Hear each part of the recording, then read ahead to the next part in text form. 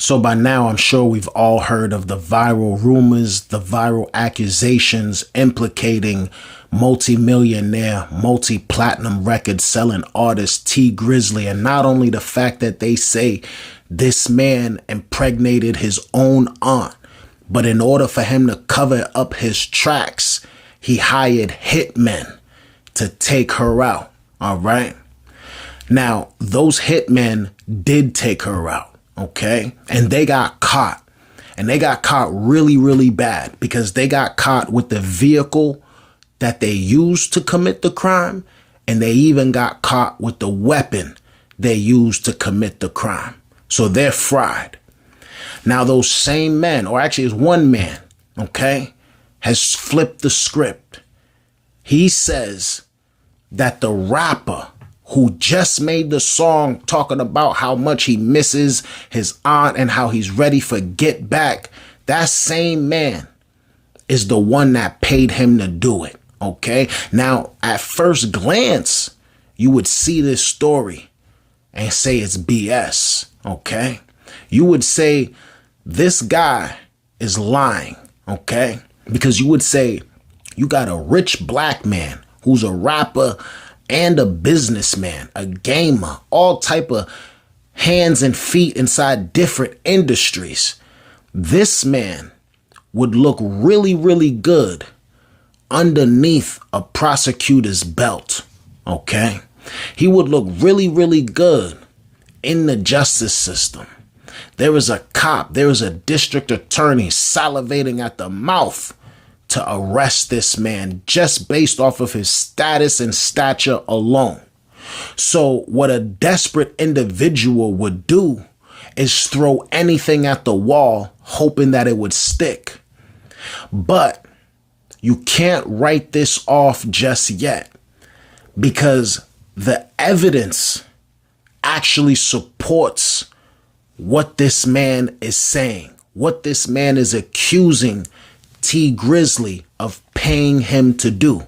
All right. I think his name is like 600 something. I don't know. I don't know these little rappers and gangbangers names, but the one who got caught was waiting at the location Tee Grizzly pulled up in for at least an hour.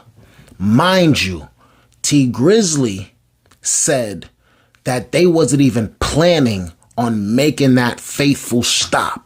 OK, so how is it that you wasn't planning at all to make this stop, but yet the person that took the life of your aunt was sitting there for like an hour? All right. That's number one.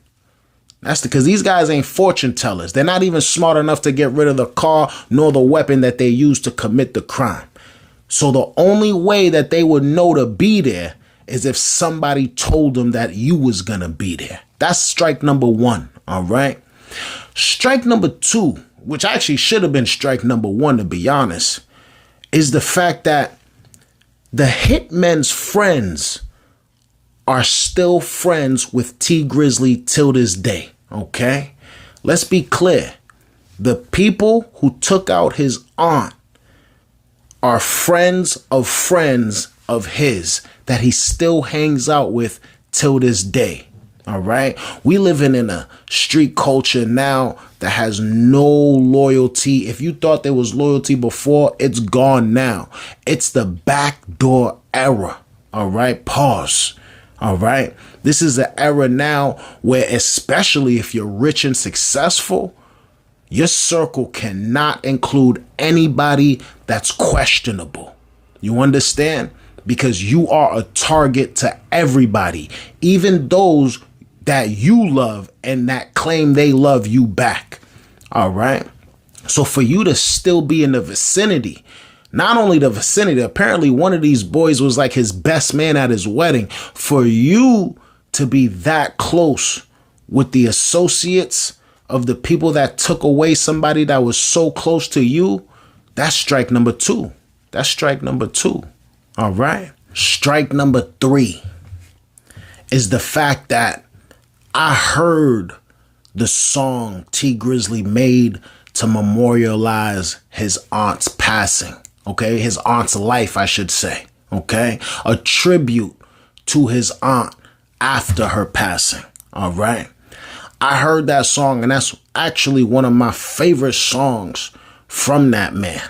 All right. Because you can hear the pain. You can hear the grit. You can hear the anger. The fact thing to hear about gangbangers and shooters and stuff like that. Like, but it's another thing to hear about somebody losing an aunt. Everybody got an aunt. It's easier to put yourself in that position. All right. Everybody got an aunt that they loved. Okay. And if something would have happened to that aunt, that would be the track for you. Okay. After hearing the pain in that song, and then to turn around and watch this man, Tee Grizzly, do an interview talking about recanting everything that happened that fateful night while playing a video game. To me, there's a disconnect there.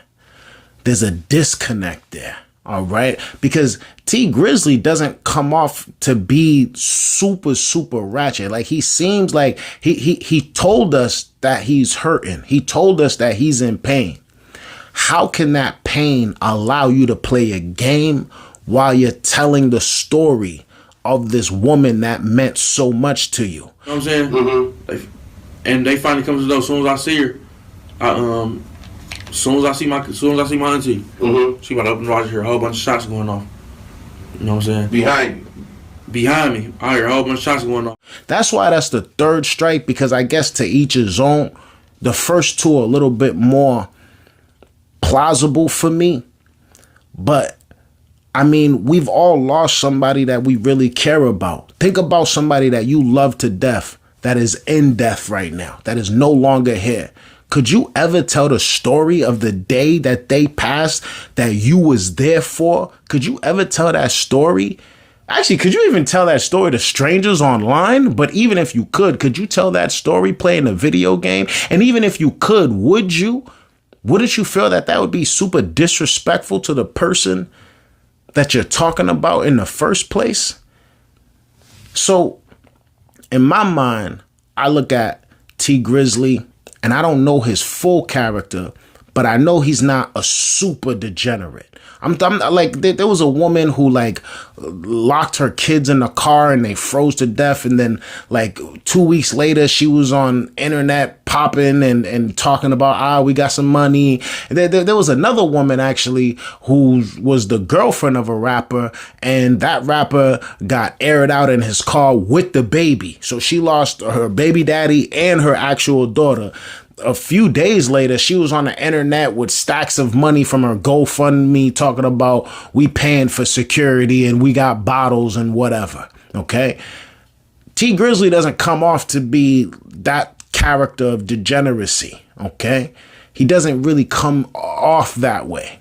So in my mind, I'm thinking to myself, the only way you could act the way you acted during that interview is if you actually had a real disconnect. Okay, if you was really disconnected from the situation, from the trauma itself. And the only way you would truly be disconnected is if you didn't really love that person the way you say you did. You understand? That's the conclusion that I come to when I see something like that.